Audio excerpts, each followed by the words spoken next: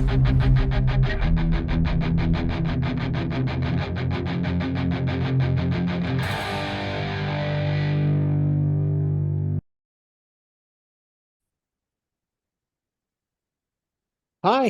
the big news today is Melf's Guide to Greyhawk from Wizards of the Coast.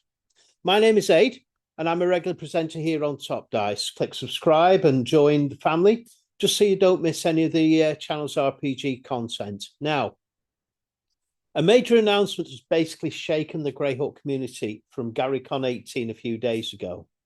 Luke Gygax, son of D&D co-creator Gary Gygax, is collaborating with Wizards of the Coast on a brand new official sourcebook entitled, get this, Melf's Guide to Greyhawk.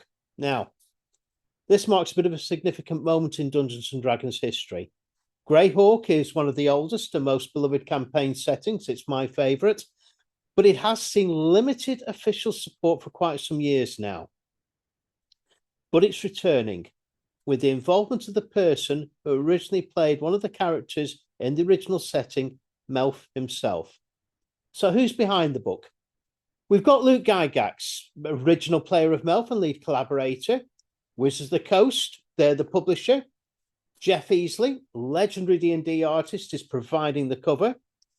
Anna B. Mayer is producing the new Greyhawk maps. She's done some absolutely amazing work on the Greyhawk setting and the maps itself. We've got Jay Scott contributing design and lore expertise as well.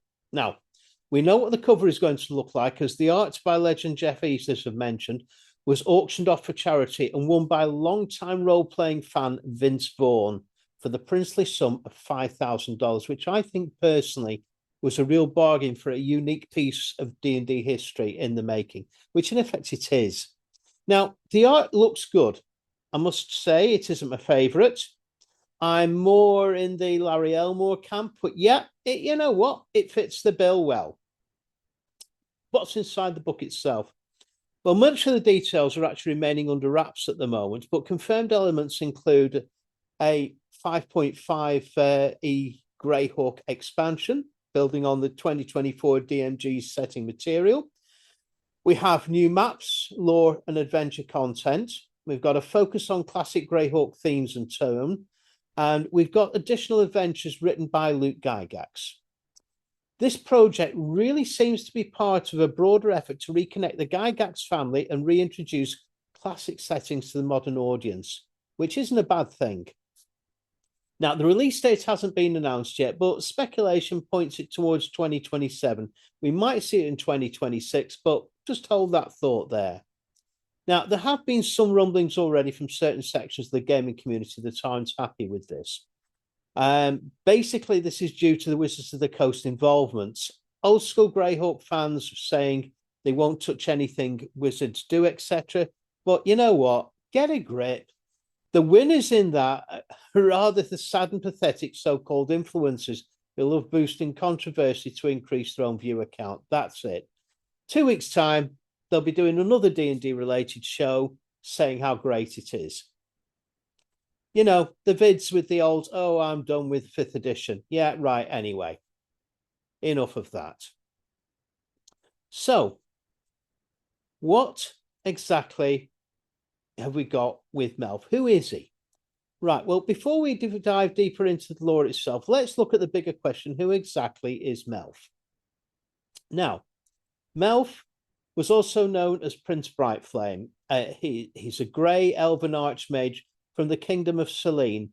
He's a noble, a warrior mage, and one of the most influential elves in the entire world of Greyhawk. He's also one of the earliest player characters in D&D. He was created and played by Luke Gygax in Gary Gygax's original home campaign. So there's a lot of history and a lot of background and lore actually there tied up with this particular character. And Melf's origins and personality, well, he hails from the elven kingdom of Selene, where he's cousin to Queen Yolande. And as a Greyhawk elf, he kind of embodies elegance, discipline, and a deep appreciation for culture. Bit of a personality snapshot for him: diplomatic and charming, idealistic, sometimes to a bit of a fault, enjoys fine food, art, lively company. fiercely committed to fighting evil as well. That's a big thing. Now, the name Melf, a long-standing myth claims that the name came from Luke writing Elf, as in male elf, on a character sheet. He's since confirmed that's simply not true. He invented the name himself. He just came up with it. So forget all about those Elf comments, etc. Now, what about Melf's role in Greyhawk itself? Well, Melf's story is deeply tied to the politics and conflicts of the Flyness, which is enemies. We've got Ayers, Scarlet Brotherhood. They both hated him. He was family and cousin to Queen Yolandi. Melf and Warduke actually potentially may have actually fought together as well. There's a 1983 LJN action figure, which is part of the same toy line as Warduke, leading to speculation that the two may even adventure together at some time. And it's not canon, but it's a nice little bit of lore that you can actually sort of throw in there. Melf's also known for his signature spells. If you've ever played a wizard in D&D, you've probably cast one of Melf's spells. His most famous creations are Melf's Acid Arrow, Melf's Minute Meteors, and Melf's Unicorn Arrow. Now, these spells have appeared in just about every edition of Dungeons & Dragons, cementing his legacy as one of the game's most influential spell creators. Now, it goes on beyond that. The spells he came up with, this is as Luke, they really did sort of make an impression. We've got all sorts. If you take a look through the various spell volumes, you've got lots of different magic users, wizards like Tasha, and they came up with some really amazing spells, which they created through Gary Gygax and saw print. And Melf isn't just a character; he really is a piece of D&D history. As I said, he was the player character of Luke Gygax in the earliest Greyhawk campaigns. And he appeared also in multiple early modules and novels as well. And that's a big thing of it. That's the reason why he actually had an action figure named after him as well. You can still find them on eBay, these, and just look up Melf and you will find it. And he's basically quite an enduring character from the hobby itself.